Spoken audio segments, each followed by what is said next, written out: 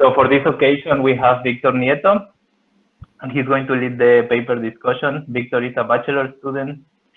He's in his first year of the program of genomic science at UNAM in Mexico. And it's worth mentioning that even though that he's going to lead the paper discussion, we encourage people to interrupt him if they want to ask questions, or if they want to explain the same figure that he explained, but in a different way, or wants to add something to this, to the explanation of the paper.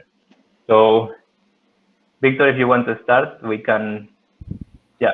So, well, basically we're going to discuss for an hour or 45 minutes, and then Sarah will join us to answer questions. Also, this is important, so if you have questions during our discussion, please take note of them, and you can send them via DM to our Twitter account, or you can also put it in the chat if you are shy to ask, or also you can ask yourself. So let's start first with the discussion, and then we go to the Q&A session. Okay. Hello, everybody. Thank you again for attending our public journal club. We are second-year students of the undergraduate program on genomic science at National Autonomous University of Mexico. My name is Victor Nieto, and with Kevin Mesa, today we are going to discuss this paper entitled An Engineered CRISPR-Cas9 mouse line for simultaneous readout of lineage histories and gene expression profiles in single cells. So the work that we are going to talk about today was done by member of Fernando Camargo Lab at the Stem Cell Research Program at Boston Children's Hospital and at Harvard Medical School. And in few words, they devised a mouse model that allows to track every cell in the body from the embryonic stage until adulthood. To begin with, I want to remember that one of the aims that developmental biologists have had for many years is to create a way to reconstruct every single cell lineage, cell by cell, as an embryo develops. Only to clarify, a cell lineage is a representation of series of mitotic events that trace back to a single founder cell. On another hand, in the context of hematopoiesis, past studies have investigated this process during development and in adulthood. And this by using barcoding of cells, and have shown that there are dramatic differences between steady excisions and transplantation, and also that there is an important functional heterogeneity within HSC compartment. However, these methodologies don't provide molecular insights about the genetic program driving this observed heterogeneous behavior. Previously, researchers have only been able to trace a small group of cells using fluorescent markers or dyes, and also tags or barcodes have been used. But the problem with this kind of approaches is that they require prior knowledge of markers or require time-consuming extraction and manipulation of cells, which ultimately could affect their properties. Now, with the advent of CRISPR, there is the possibility to barcode cells without perturbing the cells and to follow the lineage of thousands of cells simultaneously. And particularly, this methodology generates a high diversity of unique and heritable DNA barcodes. Therefore, as we will see throughout the talk, using a barcoding technique and CRISPR gene editing technology, this model can identify different cell types as they emerge, and also what genes each are turning on.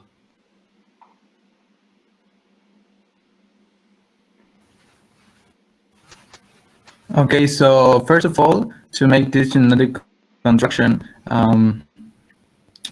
to be heritable, they wanted to introduce this genetic construction into mouse embryonic stem cells. So what they first did was to create 10 single-guide RNA that we can see here in layer A, and they were under the induction of promoter PU6. And after making this single-guide RNA, they checked that they work well, as they have a little off-target effect.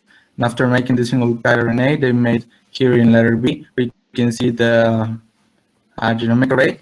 An array they call CARLIN array, and it's constructed with 10 blocks, 27 base pairs long. So each of these blocks has 13 base pairs long curved side, 7 base pairs long cut side. That matches exactly each of these single guide RNAs, and they are interleaved by a PAM domain and a link DNA. He also decided to add 5 and 8 base pairs in each of the beginning and in the end of this array, respectively. So this array was under the effect. They put this array in the 3' UTR of fluorescent protein, e.g. FP, and was under the induction of TGA promoter. So they made this construction in an embryonic stem cell, and in another embryonic stem cell they made in Cas9, that was not constitutively translated, just as the single RNA, but it was induced with tetracycline or any of its analogs, such as doxycycline. And Cas9, its activation depends also, not only by the induction of doxycycline, but also the presence of this protein M2RTTA. So only when you add doxycycline, the Cas9 can express and bind to each of these single RNA and make cut in this CARLIN array I just previously mentioned.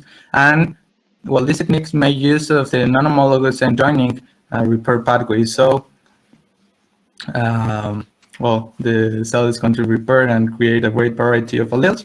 Here in letter C, we can see the different alleles that, we can see the 50 most common alleles that were produced with this technique in embryonic stem cells. Here in red lines, we can see deletions and also the most common.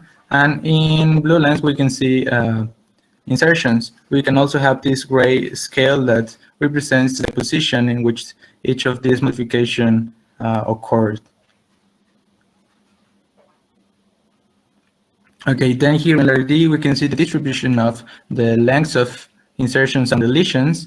And as we can see, the length of the deletions is goes from 1 base pairs until 252 base pairs. And as you can see, we have a certain peaks here that are deletions that are multiple of 27 base pairs. And this 20 base pairs long is just the same length as each of the building blocks, as I don't know if you can remember. And then if we analyze insertions, we can see that they are very short. They mentioned that the largest insertion they could observe was only 52 base pairs long. Then in letter E, we can see in the x-axis the different 10 blocks, and in y-axis we can see the amount of cells. So we can see different insertions or deletions or indels, intrasites and intersites. I don't know if it's really important, but I see that in the first and in the last block, we can see an increase of intrasite deletions. I'm not really sure why this happened. I think that's it with this. Yeah. Can we go to the next one, please? Yes. So once they show that they could regulate the extent and nature of, yeah, okay. Yeah, so now they wanted to see if the Cas9 activity could be induced with, or could vary depending of the time they were exposed to doxycycline, or the magnitude or the time they were exposed to doxycycline. So here the outer circles here represent again the CARLIN array, and the thickness of these lines represent the amount of cells that were observed with this modification. So here the beginning of these red lines represents the beginning of the deletion, and the other point represents the end of the deletion. And when talking about insertions, the first point represents exactly the place where this insertion occurred, and the space between all of these 2 points in blue lines represents the same amount of the length of the insertion, sorry. So they observed that here the time they were exposed to doxycycline augmented the modifications, not only insertions but also deletions, and they could observe a great variety of these alleles. Then in layer G, in the x-axis we can see the time they were exposed to doxycycline, and in y-axis we can see the number of alleles divided by the number of cells. And well, they administrate the different concentrations of doxycycline, a low, a medium, and a high. And we can see that, of course, when we add no doxycycline, the number of alleles is not present. But when they add a low concentration of doxycycline, we can see that we have like kind of a linear increase in the number of alleles. But when we add a medium or high doses of doxycycline, we can see the number of alleles that are produced are rapidly increased. But in the end, what we can see that if we add low, medium, or high, we're going to generate a allele diversity that is very similar after 96 hours. Then in their H, we can see the CARLIN potential. That means then this from these 10 sites, these 10 blocks I mentioned, which of them remain unedited. So we're again having the x-axis, the time, and in the y-axis we have these blocks that remain unedited. Of course, when we add no doxycycline, all of these blocks are unedited. When we add medium, low concentration of doxycycline, we can see that in the after 96 hours, around 4 of them are going to remain unedited, and if we add medium or high doses of doxycycline, all of these blocks are going to be edited. So what we can see here is that we get inducible and dose-dependent molecular barcoding, in this case, in mouse embryonic stem cells. In here, so this one is the first figure, and I just want to, so basically from here, I think we can conclude that with this first figure, they show that they have an inducible model that basically can generate allele diversity in this experiment. I think it's very clear from this. I don't know if someone would like to add something to this, the first figure.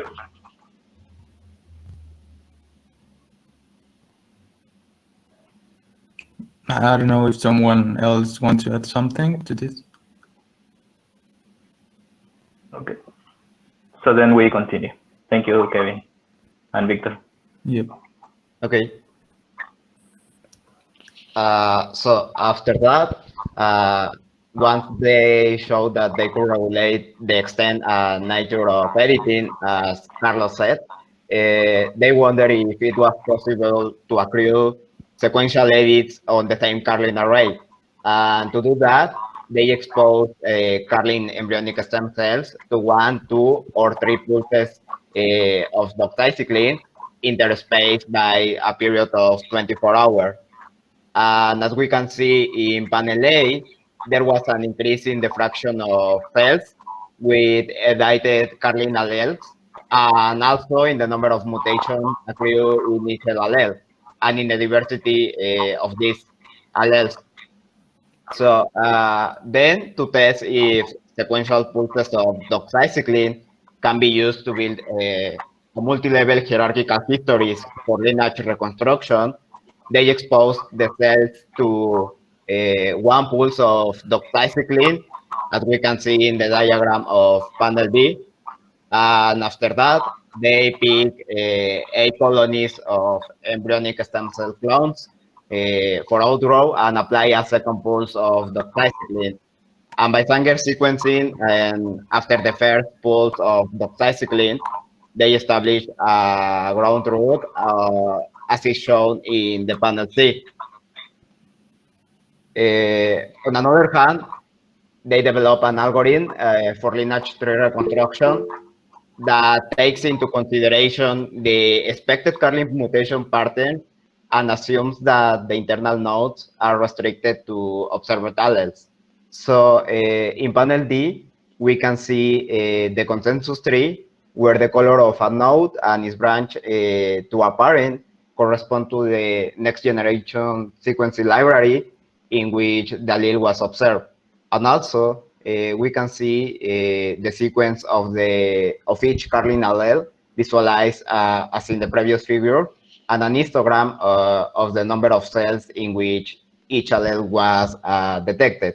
So the false positives and false negative rate was of 0.6 and 18% respectively. Therefore, with these results in mind, they could conclude that sequential doxycycline pulse allow multiple stage of lineage reconstruction.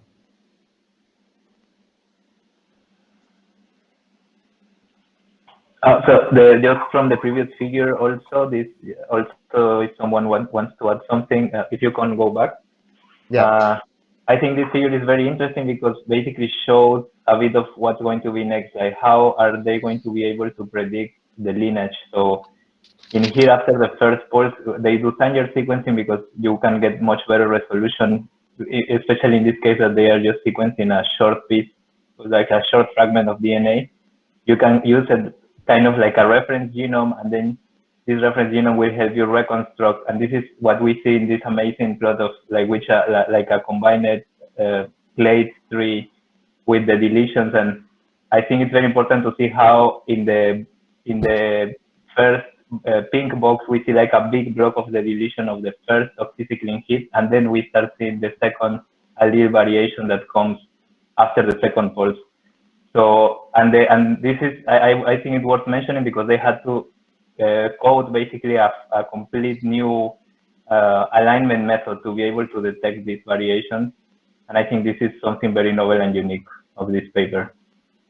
If someone would like to add something else, it would be interesting.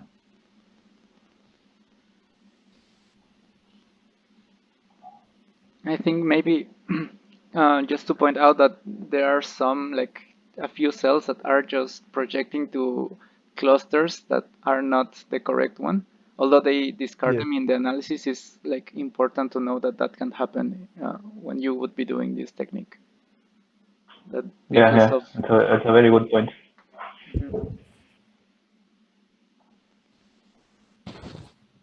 Yeah, and that's it.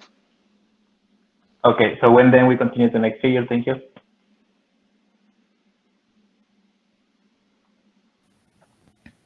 Okay, so now they previously observed that they could reconstruct lineages in stem cells. They wanted to see, as in figure number 1, if they could also have this same allele variety, but this time in vivo. So they took 7 mice, and some of them were induced with doxed, and they waited until they were, say, 8 weeks old.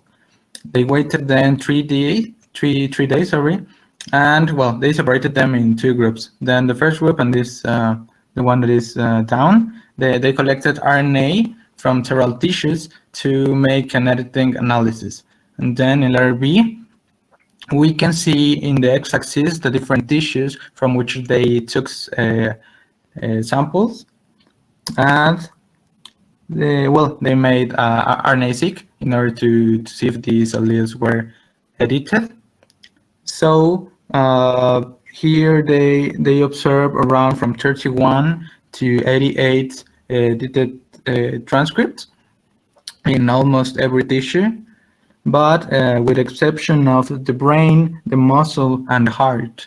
And well, they have here two of these. Sorry. Kevin, someone is asking if just regarding the first block of the figure A, if doxycycline was delivered via IV injection. I don't know if someone wants to say something about that. Or...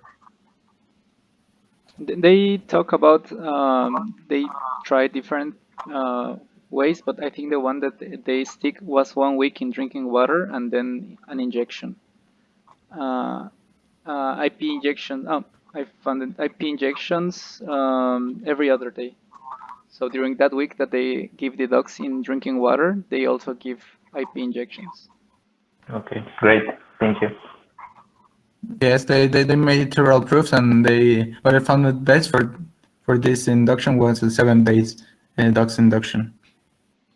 So one mice was used as a control, and then was not dogs induced, and the other one was dogs induced. So we can see that edited transcript can be seen in different tissues, but as I told you, with exception of these 3 tissues.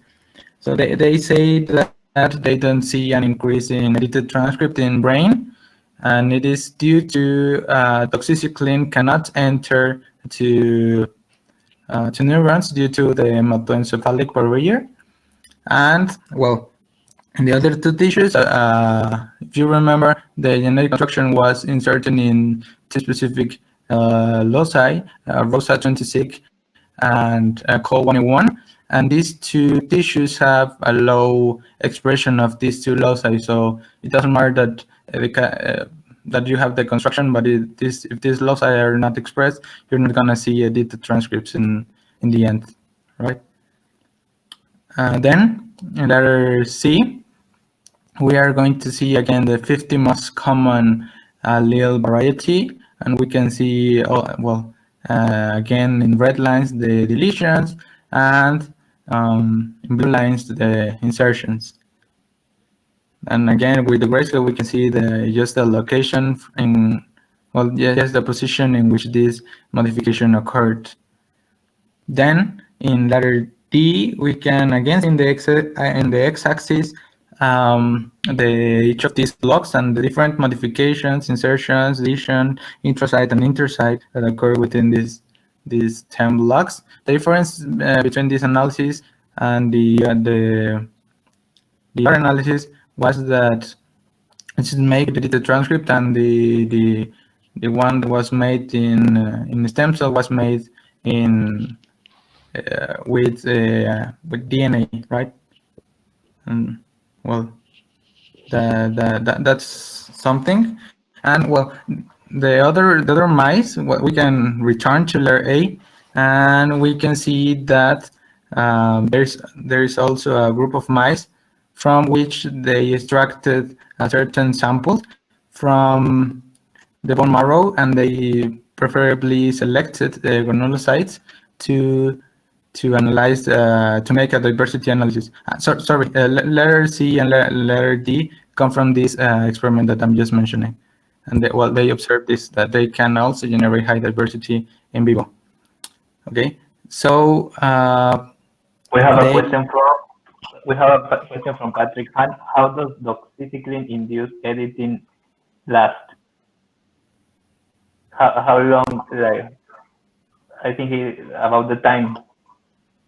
The timing of the induction. Does someone know? This not necessarily have to be.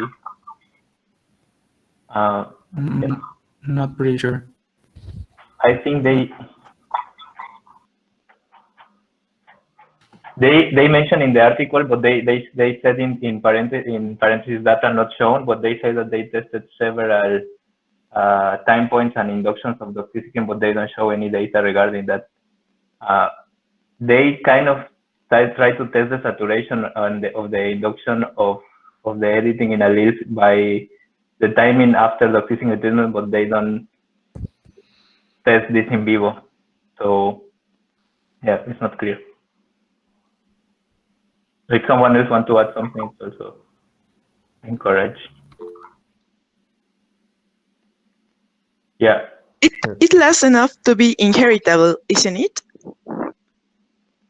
Yeah, I think it like since it's like a change in the genome, like this cell will keep its won't change again. Like there's like if the question is like how long it takes from the doxycycline to start changing the like editing the genome, I think in the first figure they showed like it takes around 24 hours or 48 hours to start seeing the changes. But Yeah. after that, that's the cell keeps the mutation. At least No, but I think the question is like after you induce, how like at which point does the Cas like when does the editing stop after induction? That's the question.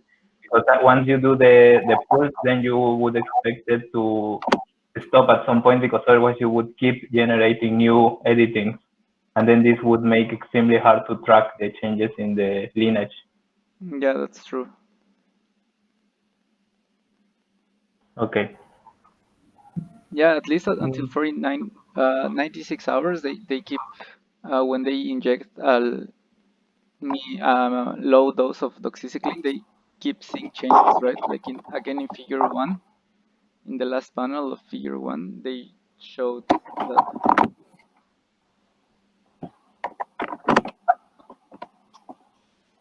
Yeah. Also, Dylan mentions that this is an important question for cells with high turnover. Right. I asked a question before, and I'm just wondering if, I guess the question was, once you give the dox, how long does that dox last in order to induce the change, or do you have to keep re-stimming with dox in order to keep the editing going? Yeah, this is one of the things that they in the paper mentioned, that they tested the ideal concentration, and then they cite a couple of papers, and then they say that they tested, but it says that data not shown. Right. And in figure 1, I think in vitro, they showed that after 96 hours, all the cells are edited, kind of saturated in their editing. And I'm just wondering if 96 hours afterwards, all the cells are edited. I'm wondering if there can be more changes detected after 96 hours. Yeah, I think that's an important question, but we are going to, this is something that Kevin is going to explain in the next figure. I'm pretty sure that probably it will be, I think the authors kind of approach this question in the next slide that Kevin is going to show. So maybe we can keep this discussion to, Kevin, can you? Well, I'm not pretty sure how much time the doxycycline keep inducing mutations. I'm not sure I read it, but I also heard that you asked how much time does doxycycline takes to make induce Cas9 activity, and it's around, well, they say 1 day and maybe 2 days or something like that. But I'm not pretty sure. Yeah, what do you the question? Yeah, but can you go to the next slide, and then we can start again the next part of this figure. Okay, but then I wanted to also add here that here in layer E we have these 3 mice. That the important thing is that here in the 3 mice they observed from 29 to 63% of the transcript that were edited, but when all depending on the mice, but when they compared it with the control mice, they saw around 2.1 edited transcript that was, well, they considered this as significantly different transcripts that are edited. And they say that this 2.1% of transcripts that are edited is due to a basal activity of Cas9. So in order to prove that it was due to this Cas9 basal activity, they remember that single RNA are constitutively expressed. So now they flanked the single guide RNAs with that O promoters that are induced with the use of doxycycline. So only when you add doxycycline, the single guide RNA are going to be expressed. And with this modification, they see only have 0.3% of edited transcripts. So they can attribute this basal editation to the Cas9. So next, can we go to the next slide, please?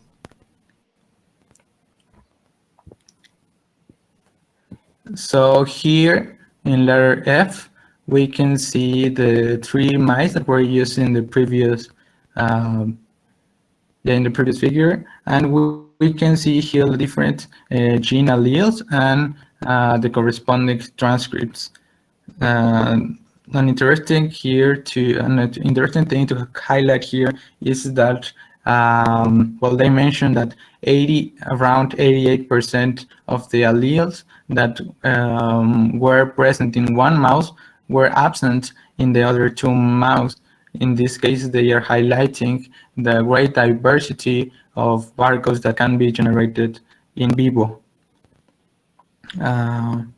Then here they made a parametric and not parametric estimation of how, they see a high diversity of barcodes, but they didn't know how many could be generated. So that's why they made this estimation. And here in the gray rectangle, we can see what they observed. They mentioned they observed 32,000 distinct alleles and 233,000 of edited transcripts. So in the end of these estimations, they say that the total amount of alleles that can be generated using this technique are around 44,000 alleles. And then in letter I, what they did was to calculate the probability that an allele was rare, because they wanted to ensure that if you see a lot of cells that have the same CARLIN allele, it was because they had a lineage history, and not because they could develop the same allele just by coincident or in an independent way. So here in the blue line, we want in the border of the green or in the red area, we can see the highest point of rare alleles, and we can see that to reach this peak, you have to have just a few cells that are edited. You don't need to have a lot of edited cells, because you're gonna lose this signal and you're not gonna be able to trace lineage. And this is very important, I think.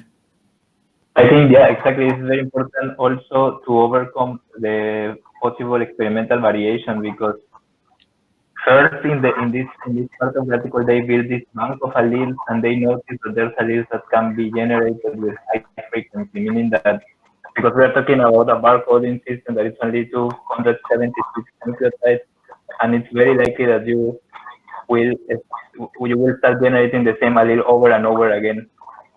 So once you reach this saturation point, then the data is not trustworthy, because you will interpret that a lot of cells come from a single mother cell, like saying it that way.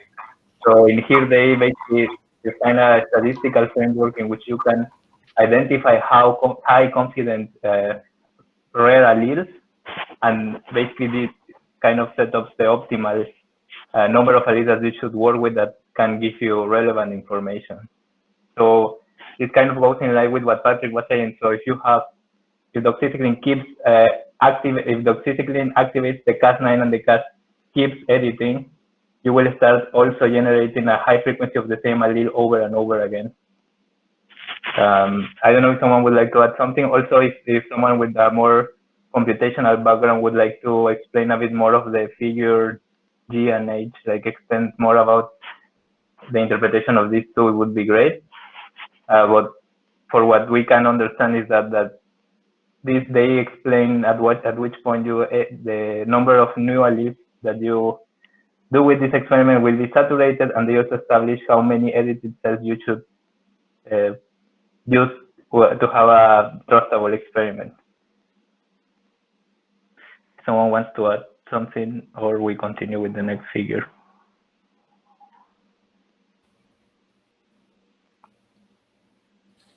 Okay. Hey, Kevin?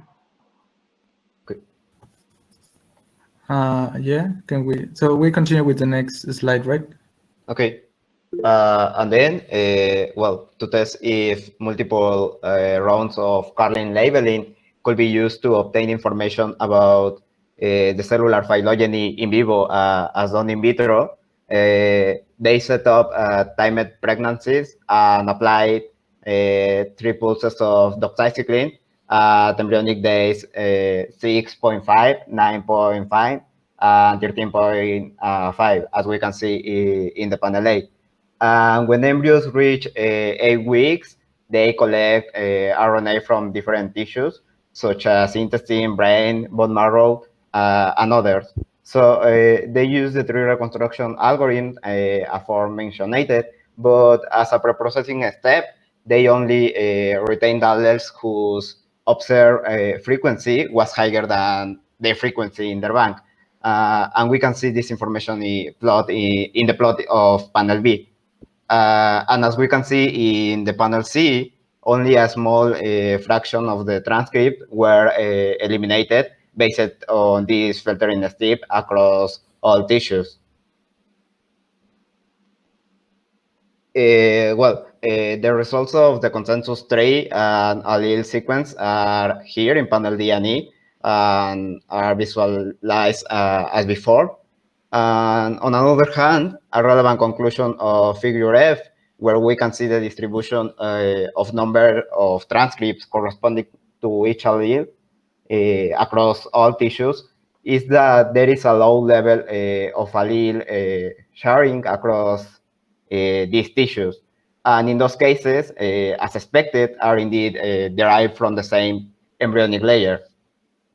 And this is also corroborated in this image where they show a pairwise similarity matrix, and we can see that contralateral tissues were closely related. So the message here is that there is a limited mixing between the tissues analyzed, and that CARLIN can be useful for multi-level tissue reconstructions in vivo.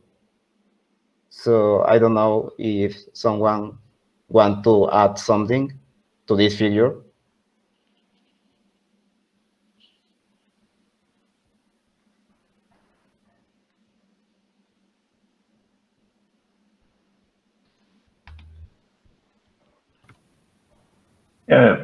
Yes, so yeah, again, this figure also is a proof of principle that with this technique we can indeed do lineage reconstruction in vivo.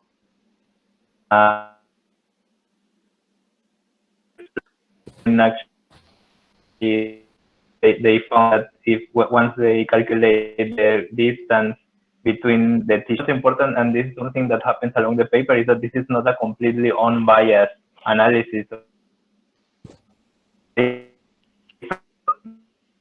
cells before the paper. But the difference is that now we know how close cell positions and change. And yeah, this is the figure. We're able to do it because all the cells that come from an hematopoietic lineage, they cluster together. Other tissues, for instance, that come from more proof of because more attraction from mice that from very early stages in development, and then this like they can do lineage even in all like much later in development of the mice. So yeah. Also, someone wants to add something here. Okay. So next figure.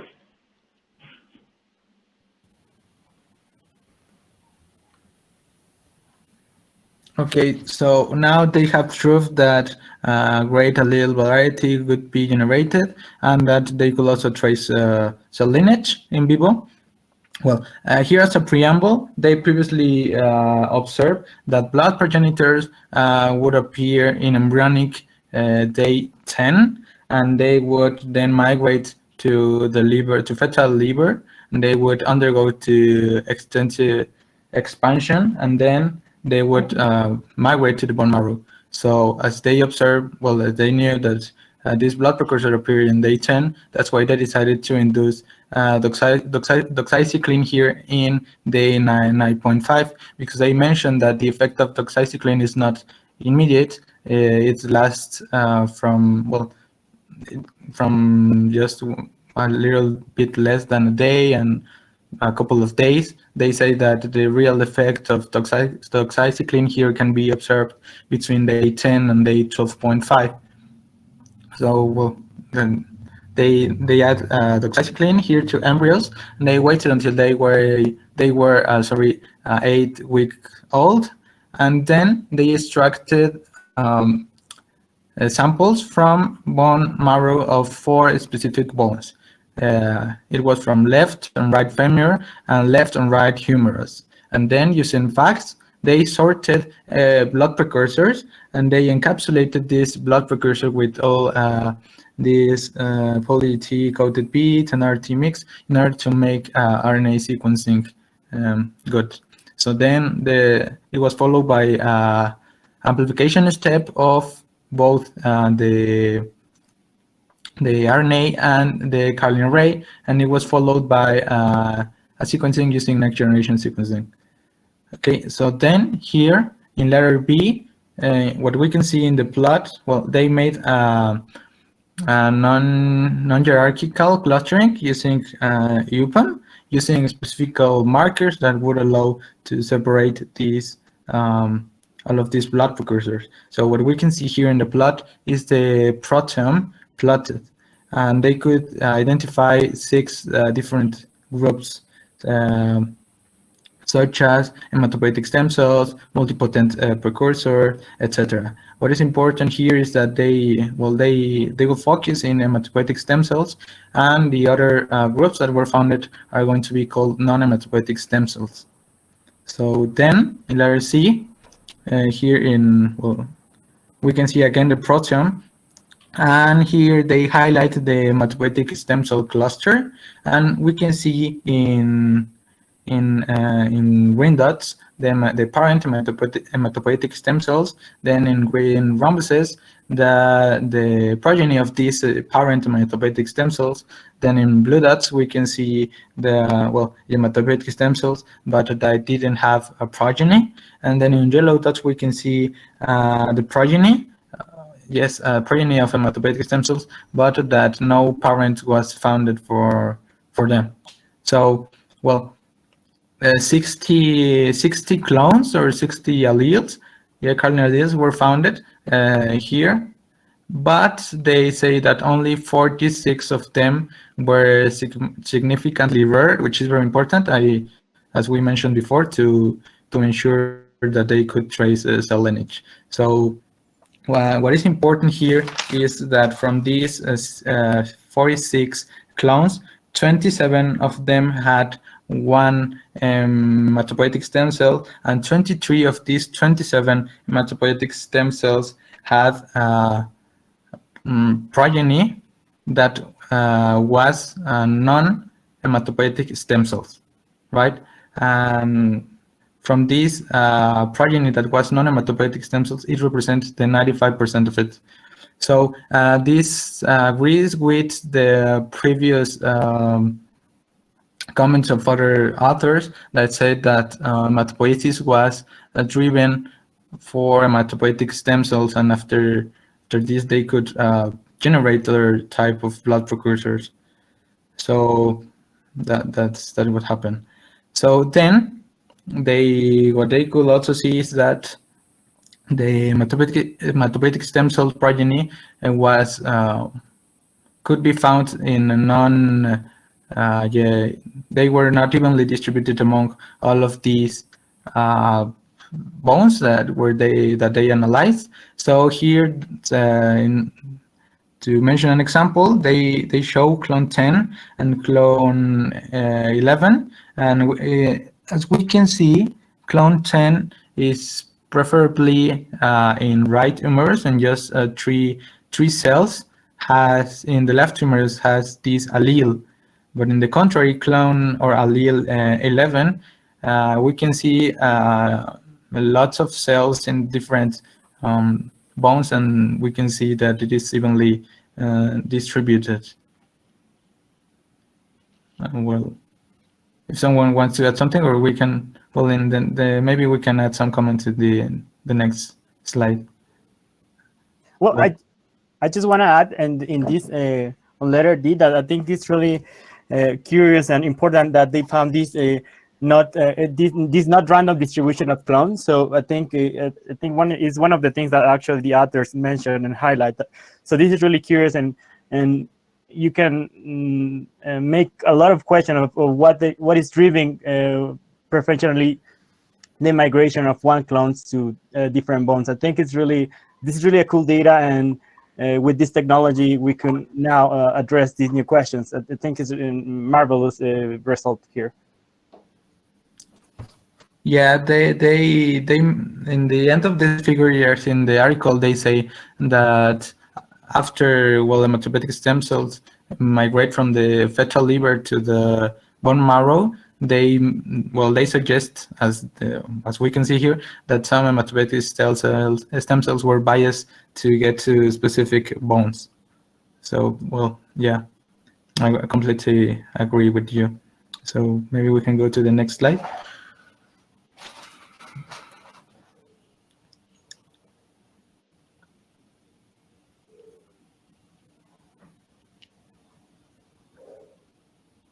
Victor? Thank you. So here we can see the distribution of all of these clones or alleles. Well, here in purple we have the left femur, in yellow we have the right femur, in red we have the left femur, and in blue we have the right humerus. In red we have the left humerus, and in blue we have the right humerus. So we can see how different alleles or clones were they say they are biased in around all of these bones. So then in the right part we can see how these clones are preferably distributed in certain bones, and also we can see within the bones in which yes, blood precursors are mainly enriched. And well, in the end of this figure, they say that the hematopoietic stem cells exhibit biased migration to different bones, but within these bones there is no bias in the cell precursors. Well, yes, that's what they say. So maybe you can add something or something. Yep. I was thinking that maybe this is something to the author, but just to discuss a bit. I don't know if this would be like enough evidence to show that there is a bias in the migration, because it can be only that one cell got tagged and then migrated and then proliferated in a specific bone, or that a cell got tagged, proliferated a bit, and then migrated. But I think that's I don't know if you could say that that's biased migration, because you could have the same, like, several cells that are from a same population, and just one, like, the same population is colonizing all of the organs, but you are just only tagging one of them, and that's why you could see the bias. As I say, maybe it's something to ask to the author, but I think it's worth considering. I think that's a very interesting point. So maybe we can ask that to the author. I don't know if anyone wants to. Okay. Okay. Well, they studied the clonal dynamics of adult hematopoiesis after perturbation. And first, to answer how much individual hematopoietic stem cells contribute to regeneration, they use as a model the hematopoietic stem cell response to 5-fluorouracil, which induce proliferation of most of hematopoietic stem cells within a period of 4 days. And by 10 days post 5-FU, cellularity is recovering in bone marrow.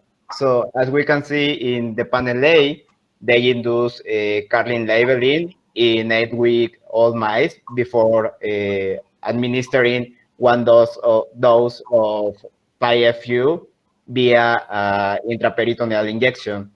And after 10 days of recovery, they sorted c-KIT positive population from marrow of single bones, and with that they construct single cell libraries. So they perform 5 independent experiments of control and 5-FU, and compile into one data set to do unsupervised hierarchical clustering. And in this way, they found 34 distinct clusters, and then assign annotations as before. And these results are shown in panel B. Now, in panel C, they show that there are important differences in the clonal distribution of both conditions, and also a reduction in the number of clones detected in the 5-FU treated marrow. So this data reflects the massive cellular and clonal loss after injury.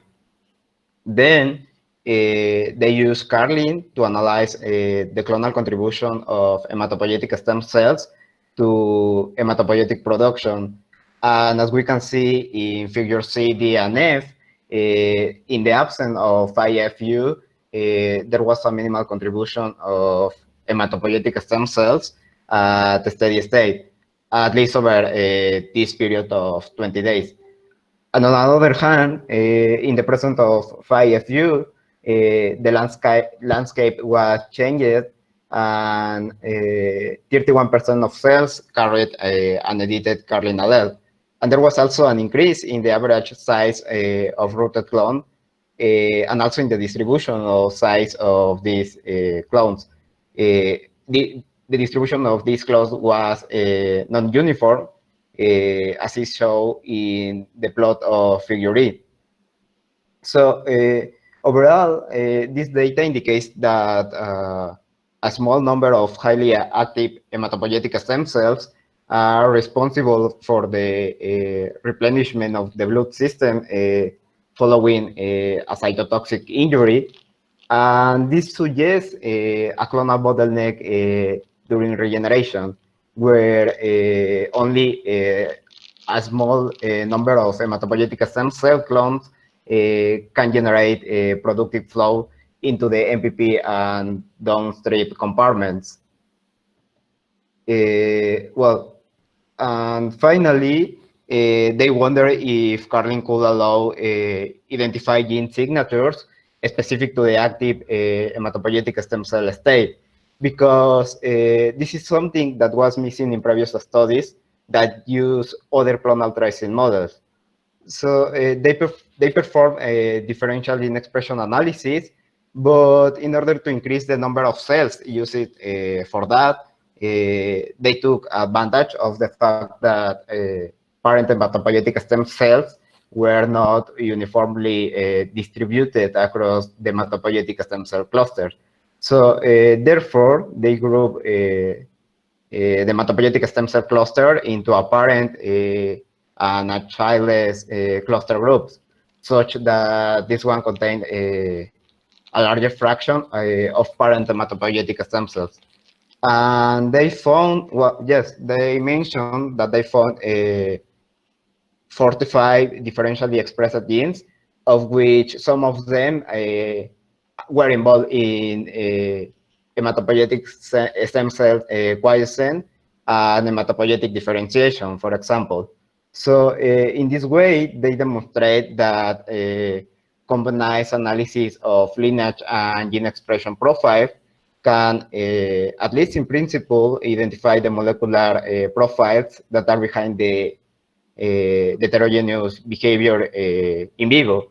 And more importantly, without the need for a priori known of markers or self-sorting as in previous studies.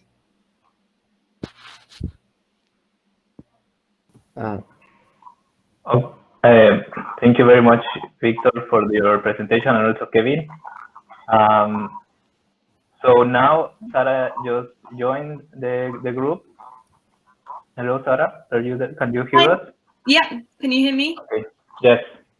Great. So yeah. So we just have discussed your paper, and I'm going to introduce this session. And well, basically the way we do it is very simple. If you want to ask questions, you can either write them through DM of our Twitter account, or you can also write your questions in the chat if you are shy to ask. But if you ask questions in the microphone, it would be nice if you can introduce yourself. What do you work on, and where do you work on? And then ask Sarah the questions. So Sarah Bowling, she's the first author of this paper that we just discussed, and she did her bachelor degree in Durham University in cell biology, and then she did her master's in biomedical research. Then she continued her PhD in the Imperial College of London, and now she's a postdoc researcher at Children's Hospital at Harvard Stem Cell Institute. So we have just discussed the paper, and we had a lot of questions for her. So whoever wants to start, yeah. And thank you very much, Sarah, for being here. Thanks for having me.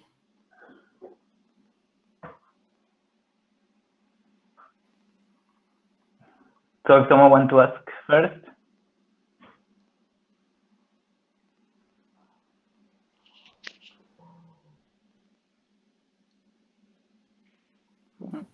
Okay. Well, So Hi, well, my name is Kevin, and I'm a sophomore in the undergraduate program in the Genomic Sciences in National Autonomous University of Mexico. And well, here in the paper, well, in the end, well, we saw that a great variety of CARLIN alleles could be generated, but in the end, you suggest that the allele variety could also be increased if you combine some homing guide RNAs or combining Cree-based tracing lines. And I would want to ask you, how do you think it could be, or which is the strategy you think you will follow in order to make this, and if you are planning to do this in the future? Yeah, so I think this really depends on the application. So for the homing guide RNAs, there's a huge amount of diversity that can be made over time. And so for something like mapping organism development and obtaining multi-hierarchy trees, I think homing guide RNAs would really be best, just because of the huge amount of diversity that you can obtain. However, if you were really just interested in the development of one tissue or in the clonal dynamics of one tissue or organ, then a Cree line, I think, would help narrow down the number of cells that you're labeling. Because as you probably seen, the maximum diversity of the CARLIN system is about 44,000 alleles. So that's fine for looking in development and very early development. But if you're really looking to map clonal dynamics in a whole organ, then you need a lot more mutants than that. So I think if you were looking early enough on in development or a very narrow population of cells, then using a Cree driver would be fine. In terms of the approach that we're taking, we are aiming to put in extra CARLIN barcodes into the genome in different sites. Hopefully these will have higher expression than the original CARLIN array. But we're also hoping that by combining the different mutants that we get across the different CARLIN arrays, that will be able to massively increase the diversity that we get as well. So that's the approach that we're taking, and hopefully that will be good for developmental applications, or also looking at specific organs as well.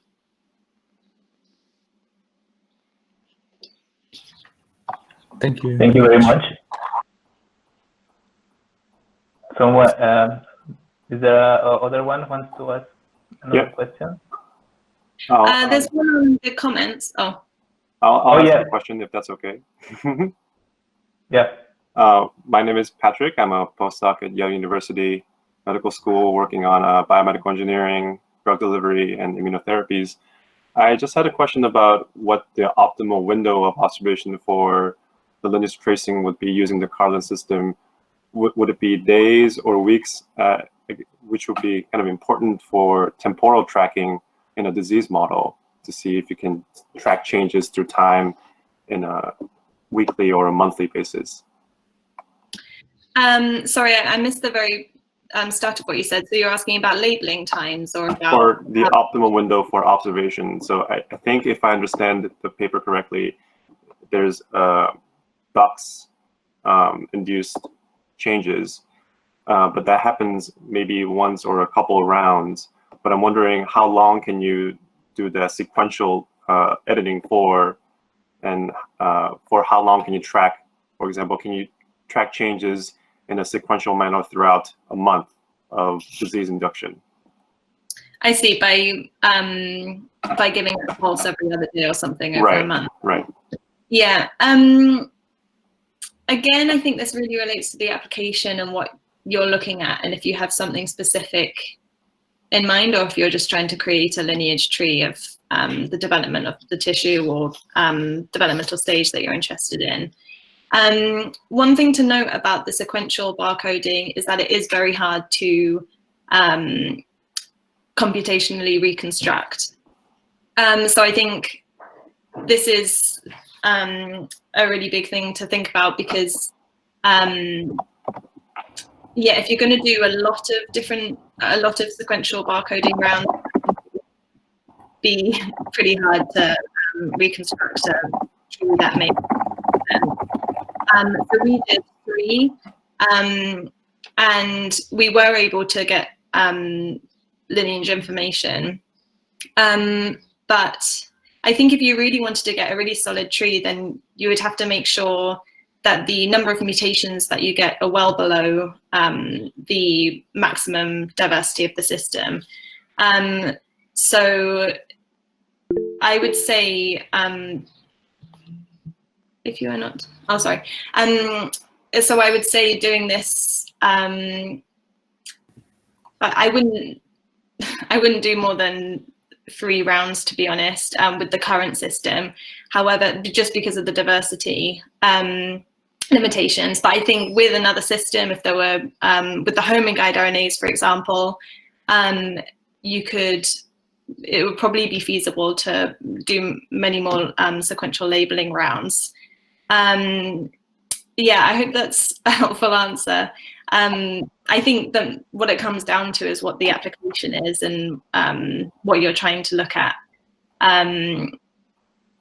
But I think it is important to note that with the upper limit on diversity, doing a whole month of labeling, I think, would be pretty challenging to reconstruct. Thank you. Just a follow-up, if that's okay. So if I'm pretty new to the whole lineage tracing idea, and this is my first paper that I read about lineage tracing, really. But as I understand it, it would kind of be like having an eraser that you erase a little bit and a little bit and a little bit and trying to reconstruct which one was erased. I'm wondering, conceptually, would it be better to have a system that is additive as opposed to deletions based? I know that CRISPR, favorably biased for deletions, but if there's a way to have additions instead, maybe that limitation in diversity wouldn't exist. Yeah, that's completely on point. And something that we've been thinking about in the lab is how we can bias mutations towards insertions rather than deletions. There was a paper, it's on bioRxiv, I don't think it's published yet, but it uses a hybrid of Cas9 with a polymerase, so that biases mutations towards insertions. And something like that would be great in this context because as you say, when we lose information, we end up losing a lot of the ability to do these lineage reconstructions, whereas adding on bases would definitely be the way to go. So anything that would increase the number of insertions, as you say, is definitely going to be an advantage in future. Thank you.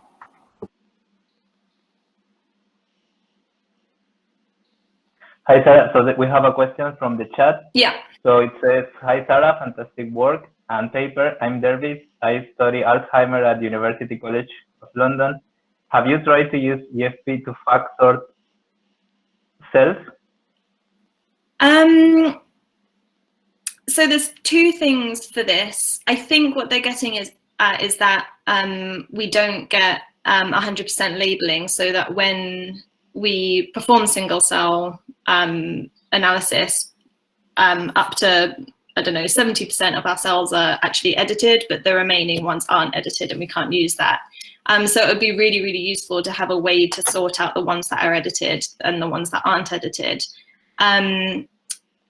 GFP is expressed in all the cells in the system. So FACS sorting GFP wouldn't be super useful from that point of view because it is stably expressed.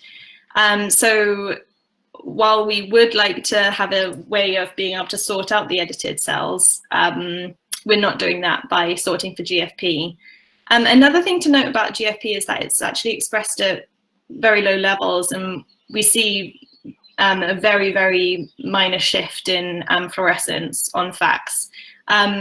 So even if we were interested in looking specifically in sorting based on GFP, then I think that might be quite hard to do by FACS. But since all the cells in our system express GFP, there's not much of an advantage to sorting.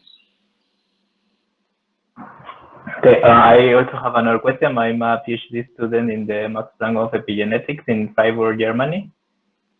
One of my questions is so now you are able to trace phylogeny in the context of single cell and gene expression.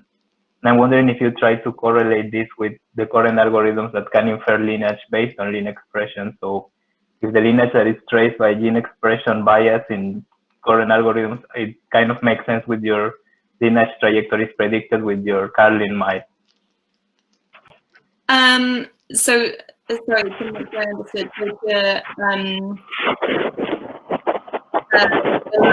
The correlate between transcriptional lineage markers and the CARLIN markers. Yeah. That's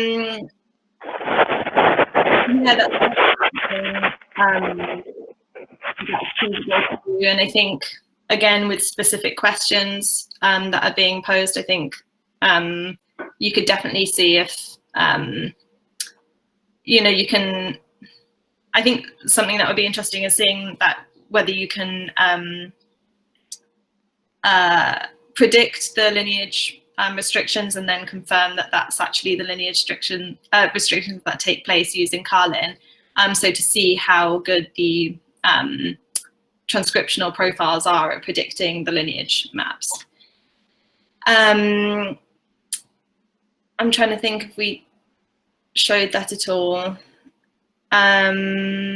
Yeah, in our data, we didn't really go into that. I guess we could have done if we looked at whether we could see specific barcodes going down specific paths in terms of myeloid or lymphoid output in the blood.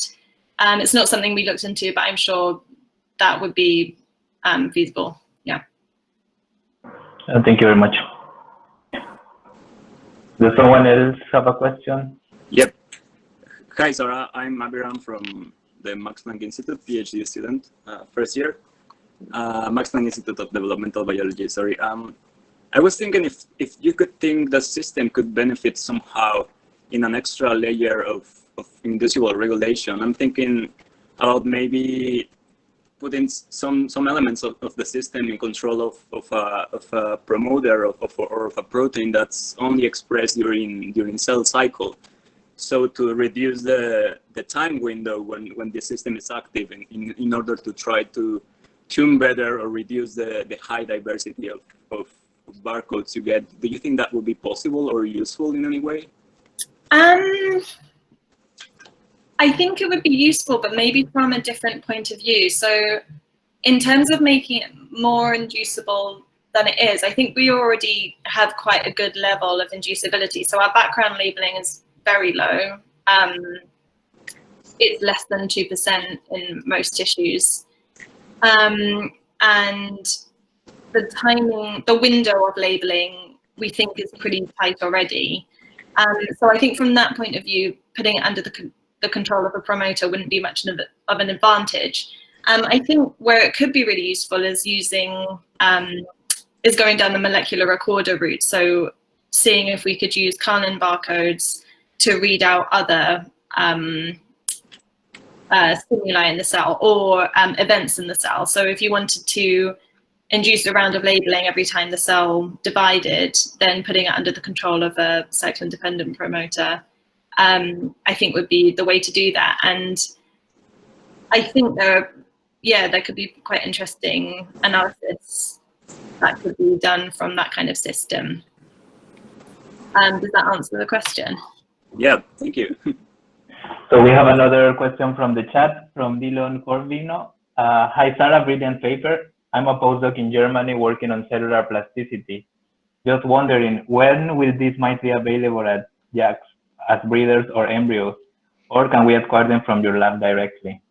Yeah, that's a good question. Yeah, so we're in the process of submitting these to JAX. Unfortunately, because of the coronavirus, we had to really limit our breeders and reduce down the stocks.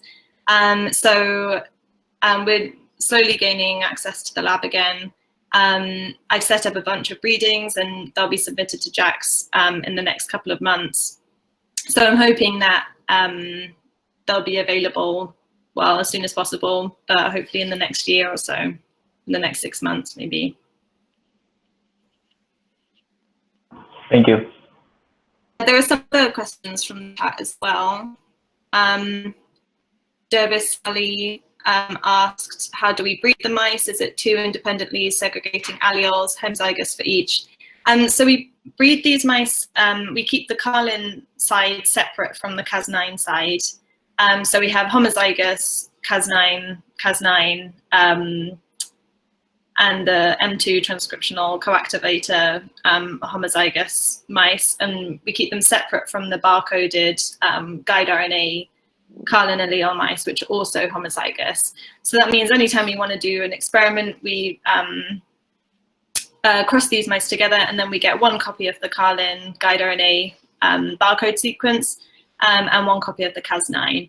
And by keeping them separate, we can ensure that we don't get much background barcoding, because we don't want to get background levels of editing. So keeping the Cas9 away from the barcode means that only in the lifespan of that animal is the Cas9 present.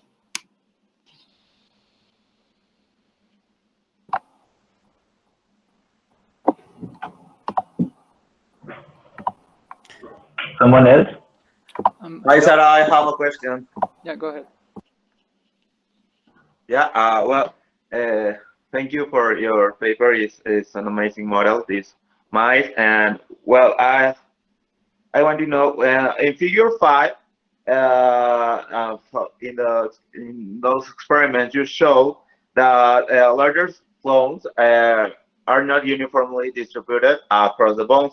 And then in the experiments showed in figure 6, you show that a small number of highly active hematopoietic stem cells are responsible for that blood replenishment. So do you know if there is a differential distribution of these highly active hematopoietic stem cells across the bones? So the two experiments that you're referring to are quite different experimental setups. So the one where we saw the skewed distribution of HSCs across the different bones, that was from developmental labeling. So the very earliest emerging HSCs we labeled, and we saw that they had skewed distribution across the bones. The ones where we looked at active versus inactive HSCs were, those mice were labeled in adult stages. We didn't look at all whether they were skewed across the bones. However, I think I would say that it would be very likely that these active and inactive HSCs are present in all bones. From a physiological point of view, I guess the insult that we induced to see these differences in HSC activity affects the whole animal. It's 5-FU, the chemotherapy reagent. I would have thought all bones react in the same way to that, and there's a similar segregation of active and inactive HSCs. Possibly different niches have different effects, and so you might get different effects in different bones, but I don't know, and we didn't look into it, but I would have thought that it's the same in all bones. Okay, so the point of my question is leading to if it could be a differential contribution rate of blood replenishment of different bones.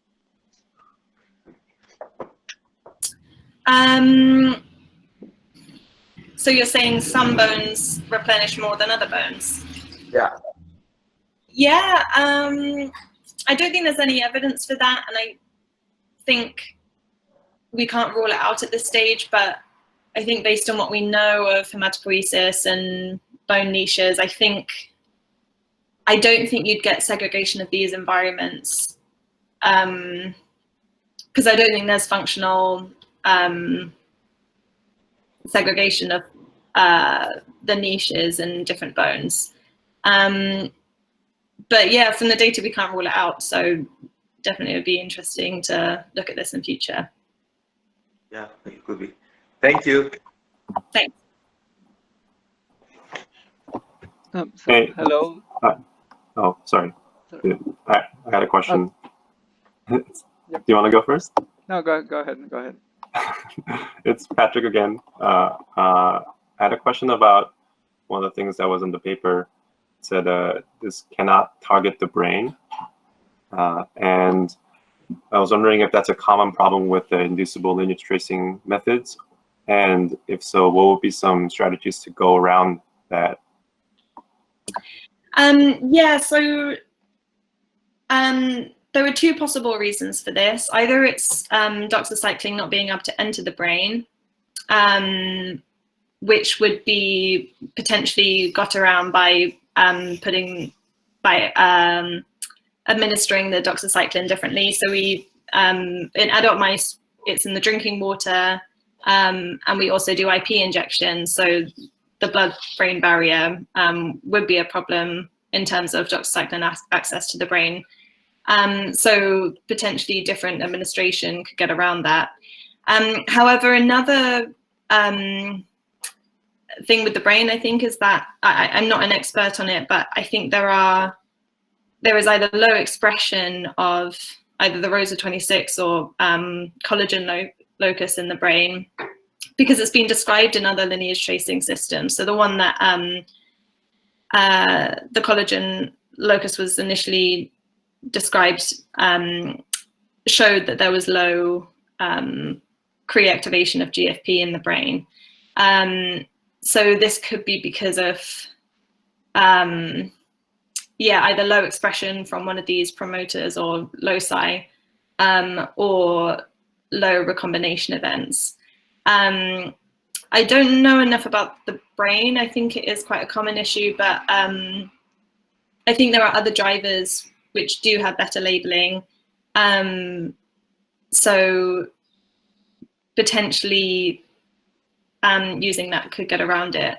Another thing is that we didn't see this in development. So if we induced doxycycline in development, that we did get labeling in the brain. So there might be other ways around it as well. Yeah, but I think the first thing to do would be to try administering doxycycline differently to make sure it is going in the brain and then seeing if that makes an effect. Right, thank you. Hello, sir. My name is Aranza. I am nearly to start my PhD at Mass Planck of Infection Biology.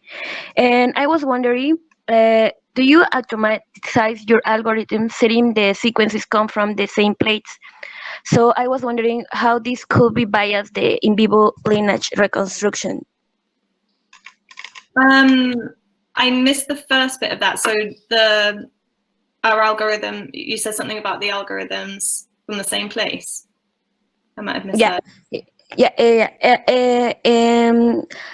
It regarding to the in vitro, when you use as a background genome from the Sanger sequences, so then you reconstruct the branches of the tree using the colonies from the unique plate. So I mean, the pink plate you set during your algorithm, the colony, the pink colony comes from the pink plate. So you reconstruct the whole phylogenetic analysis using bias that these sequences come from the same plate. So this experiment was really a test to see if we could accurately trace back secondary mutations to their primary mutation. In order to know whether we can correctly do that, we needed the ground truth of the primary mutation. So that was the purpose of the Sanger sequence, the initial colonies in this experiment. Because if we just reconstructed it from the final set of mutations, then we'd have no idea if we were right or not. So if I understand the question correctly, then we use that initial Sanger colony to say how accurate we were in reconstructing these lineages back to the primary mutation. It showed that most of the time we were accurate, and when we weren't accurate, it was generally a false negative rather than a false positive, which is the kind of error we want to make in these analyses. So that means that when we go to the in vivo scenario, when we don't have that ground truth of the initial Sanger clone, then we can hope or assume that we have the same kind of accuracy in reconstruction. Okay, so well, thanks. And I was wondering, there is a way to know that the NGS data comes from the pool of cells. So when you assemble this data, you are using the Sanger genome as a background genome. So how do you know this deletion and insertion come from the same cell lineage? And because during the next gen sequencing, you are assembling these different you're assembling a wide spectrum of sequences according to the Sanger sequencing outputs. So I was wondering, how do you know this come from the same, this deletion and insertion comes from the same cell lineage? I see, yeah. So we took the colonies that we firstly gave the cells a pulse of dox, then we grew them into single cell colonies, and from then we took the initial DNA to use for the Sanger sequencing. And we then kept those cells separate from each other before growing them up, those cell clones separate, so that we could give another pulse of doxycycline. So we knew exactly where those final cells came from because we kept the colonies separate. Does that make sense? So we knew that all of those mutations came from the parent cell. Okay. Yeah. Finally, why during the parametric analysis extrapolation you got the maximal saturation point in the hull of the edited transcript compared with the non-parametric analysis? I'm regarding to the figure 2D. No, 2G and H. Figure 3G and H. Yeah, because when we were discussing the paper, we couldn't fully understand why you put both in non-parametric and parametric, and like why is that meaningful for the purpose of this figure? Yeah, I'm not actually 100% sure on that. So all of the bioinformatic and statistical analysis was performed by the co-first author, Deluxan. He couldn't make it today. And yeah, I'm not 100% sure why both of them are in. I'm sure if you wanted to email him, then he'd be happy to talk about that with you. I don't want to guess because I'll probably get it wrong. So I'd rather direct you to him. Okay, thank you. Thank you, Sarah, for your answers, and congratulations for this amazing work. Thank you. Hello, Sarah. I'm Diego from the Albert Einstein Institute. So I was wondering, you see a lot when you do the experiment to see how good is the editing in different tissues. You see a lot of expression in a lot of editing in the gonad. Have you checked if there's a way that you can transmit this, like for transgenerational studies? Maybe it can be a good tool. Yeah. So do you mean if we then bred those mice that were labeled and then looked at if the mutation could be inherited to the yeah. Yeah, we haven't thought about that. I think we would find that it's inherited though. So it kind of depends what those cells are that are labeled. We just took whole tissue in that. So if it is the gametes, then yeah, in theory, it would be transmitted to the next generation, and I would think that the mutation would be inherited. Yeah. Okay, thank you. Hi, Sarah. My name is Eugenio. I got a question. Have you performed the experiment of myeloablation in the adult, but with CARLIN labeling during fetal development? We haven't done that, but yeah, I think that could be really interesting. I think one of the things that we found quite surprising, and that has emerged from other barcoding studies, not just ours, is how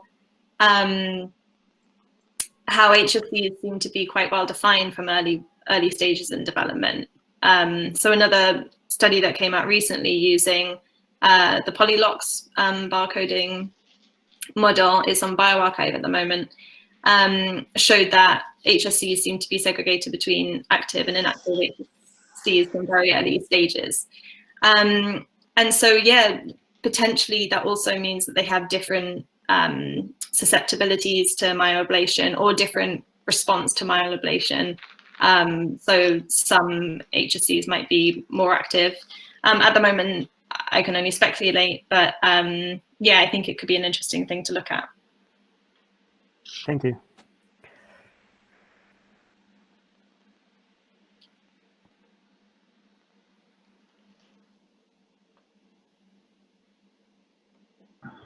So we have a question from Twitter. This question is regarding like future directions. If you think this CARLIN mice could help with the spatial transcriptomics now, like if you yeah yeah, we thought a bit about it because the developers of slide seeker quite close to us. I think this would be a really, really interesting area of research, because I think the big thing that's missing from single cell RNA-seq data is the spatial element. Yeah, and doing something like slide-seq or some kind of in situ sequencing would be the way to couple the spatial question from the transcriptome and lineage question. So it's not something that I'm planning to pursue, but definitely I think this could be really interesting and really valuable as a resource. Thank you very much. Someone else? We still have some time for more questions. I have a question. Oh, no, sorry. If you want to go first, you can go. Well, okay, I will go.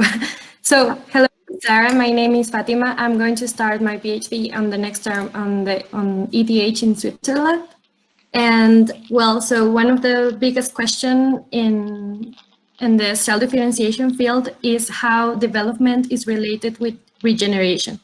So I was wondering if you check if the gene signature that you describe for the hematopoietic stem cells that were that replenish the blood after the 5FU treatment could be sharing the same gene signature with the subset of embryonic hematopoietic stem cells that that are in the fetal liver that seed the bone marrow. Yeah, I think that's a really good question. We didn't make that comparison.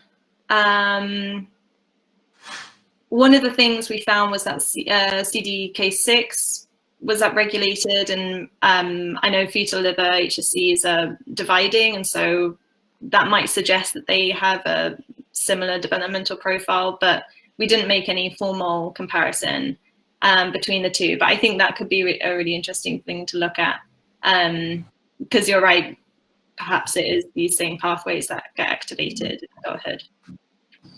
Thank you.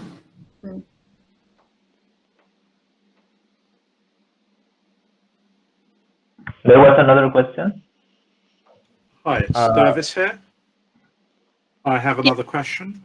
Have you kept the CARLIN mice to an old age? I'm wondering if they're still okay.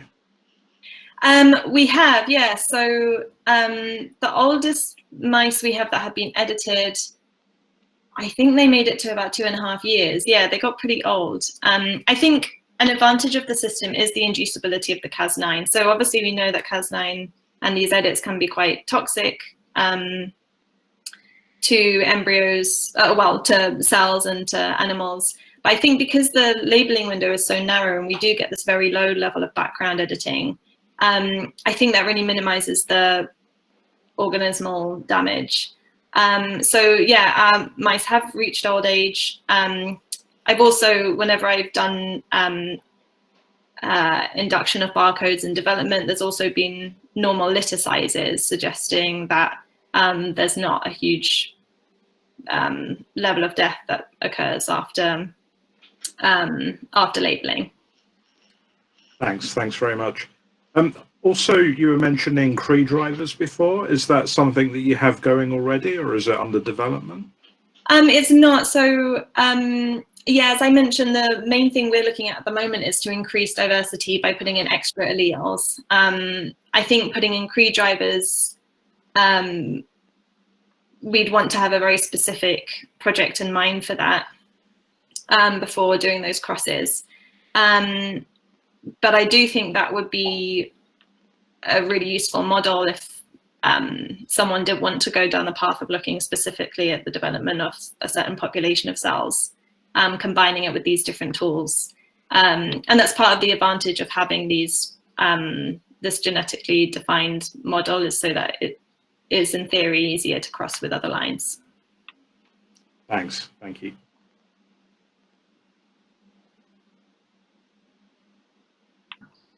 Someone else? Is there another question? Yeah, I have another question. The last question I don't presented. I'm Emmanuel Flores. I'm from Mexico. I study basic biomedical research at UNAM.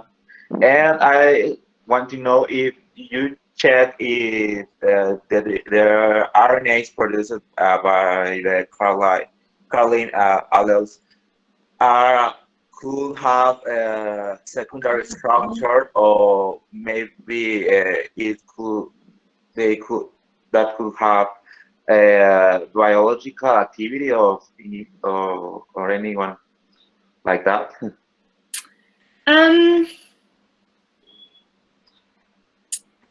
Yeah, I don't know about that. I'm not sure, I'm afraid. Yeah, I guess we know it's not translated, so it would have to have biological activity at the RNA level. Yeah, at the RNA level, no problem. Yeah. I guess it's theoretically possible that you could get certain mutation sequences that do form secondary structures. Yeah, I guess the simple answer is I don't know. But I think it would be unlikely for it to have a big effect on the system, because I think it would be quite an unlikely scenario, and that would happen in a minority of cells. Okay. Well, thank you. Thanks. Hi, Sarah. My name is Victor. I am a sophomore student majoring in genomic science.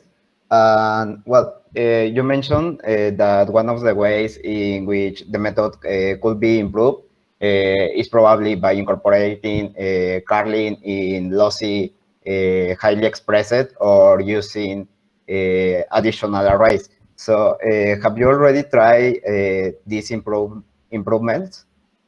Yeah, it's something we're working on at the moment. We still are developing the system, so we don't have any data on them to see if they're better. Hopefully, once we're allowed back in the lab, I'll be able to get some preliminary data on that. But yeah, putting the extra alleles in is the first step for us to improve the system. Okay, thank you.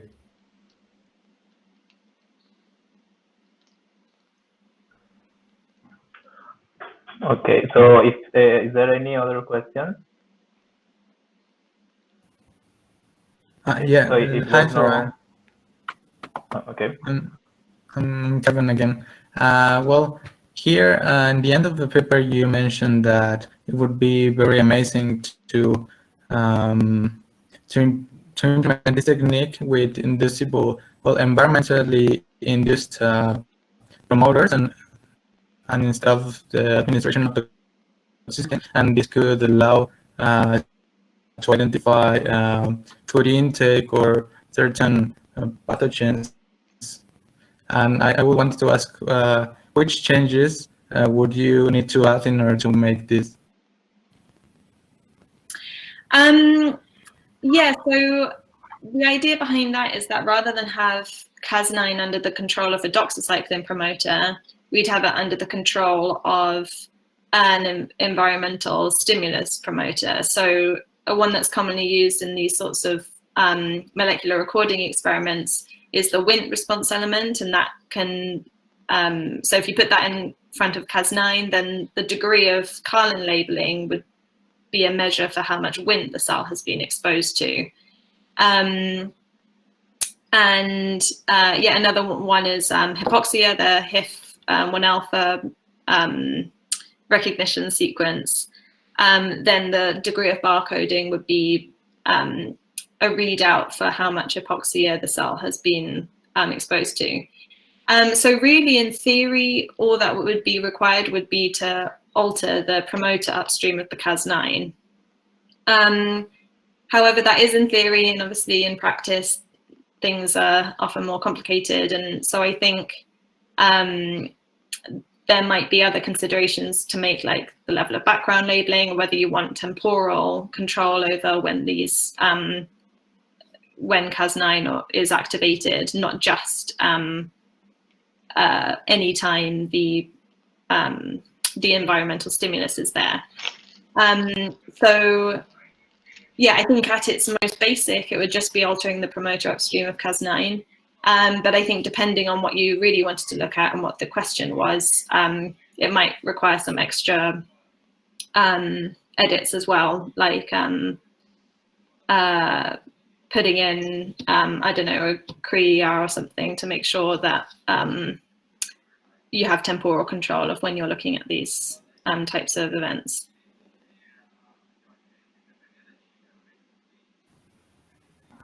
Thank you very much. Okay. So does someone else have another question, or we sort of? Okay.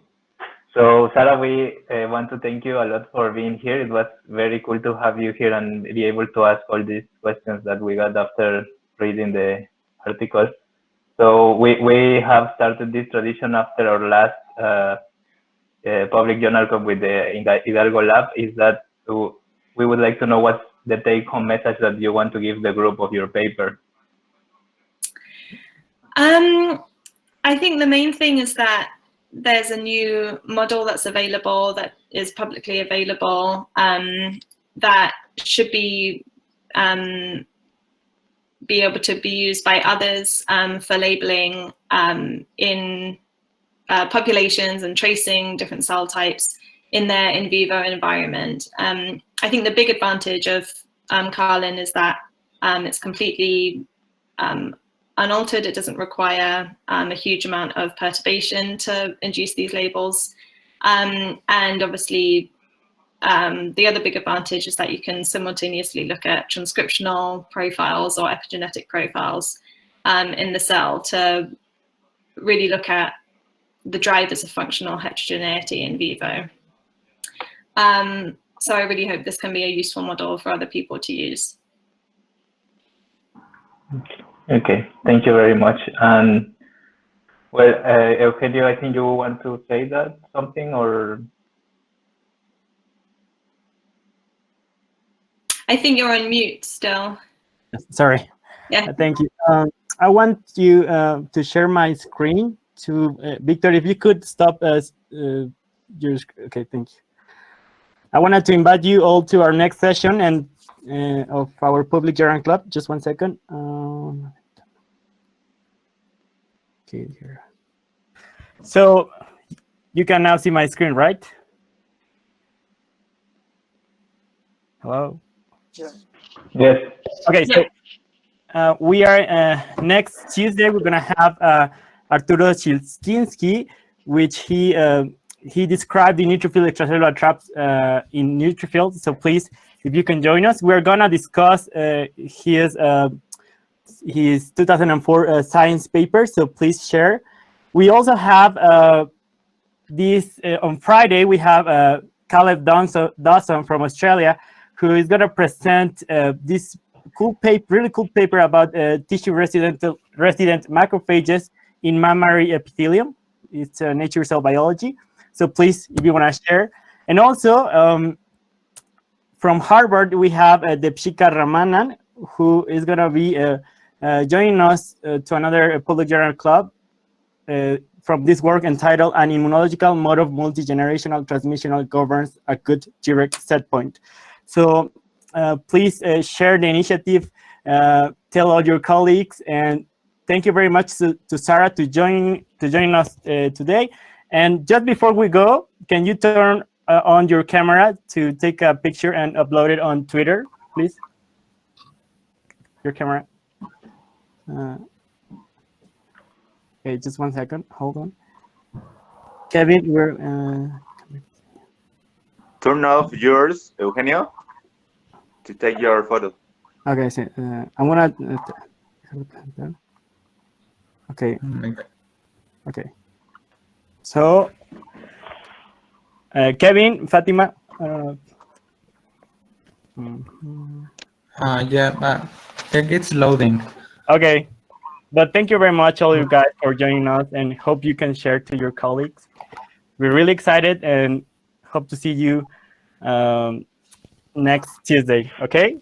Thanks so much for having me. Thank you so much, Shara. Thank you so much. Thank you so much. Bye. Bye.